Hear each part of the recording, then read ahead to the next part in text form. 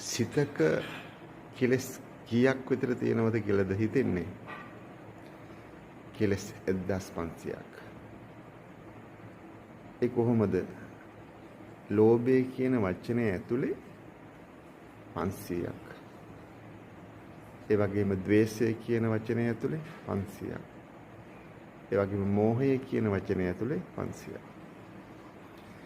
તો ලෝභය තුල ලෝභය කියලා කියනකොට ආලය, ආසාව, ආදරය, රාගය මේ සියලුම දේවල් තියෙනවා.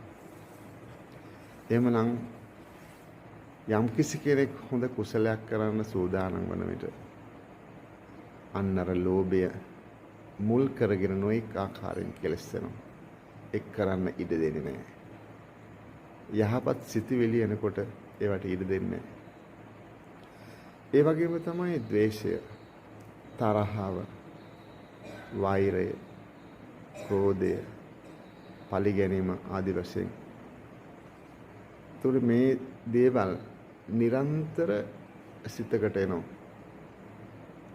හැම මොහොතකම නොඑක් ආකාරයෙන් මේ ද්වේෂය එනවා. ඒ වගේම තමයි මෝහය කියලා කියන්නේ මුලාව. ඒතකොට මේ මුලාවේ වැටෙන ස්වභාවයත් නොඑක ආකාරයෙන් එනවා. තමන් ඕනම දෙයක් කරන්න යනකොට ඒ මුලාවේ ලක්ෂණ එනවා.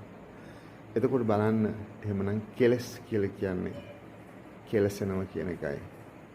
අපේ සිත කෙලසෙනවා. අපිට හොඳ දේවල් හිතන්න ඉඩ දෙන්නේ නැහැ. අපිට හොඳ දේවල් කරන්න ඉඩ දෙන්නේ නැහැ. ඉතින් එහෙමනම් බලන්න මේ කෙලස් 1500ක් අරගෙන තමයි අපි පන්සල් යන්නේ. මේ කෙලස් 1500ක් අරගෙන තමයි අපි වැඩ කරන තැනට යන්නේ. මේ කෙලස් 1500ක් අරගෙන තමයි අපි ඉස්කෝලේ යන්නේ. යන හැම තැනකම මේ කෙලස් එක්කම යන්නේ. බලන්න කොච්චර භයානකද.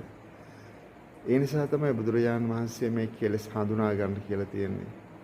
කෙලස් හඳුනා ගන්න බැරි වුණොත් කෙනෙකුට යහපත් විදිහට හිතන්න අමාරුයි. ඒ වගේම කෙලස් හඳුනා ගන්න බැරි වුණොත් ඒ පුජ්‍යලයට හොඳ දෙයක් කරන්න අමාරුයි, හොඳ වැඩක් කරන්න අමාරුයි. නිරන්තර ඍණාත්මක සිතිවිලි එන්නේ.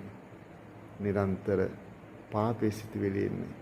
ඒ නිසා තමයි මේ ලෝක සත්වයා නිරන්තර සිතන දේවල්, නිරන්තර කරන දේවල් බොහෝ වෙලාවට අපාය පැත්තටම යන්න හේතු වෙලා තියෙනවා.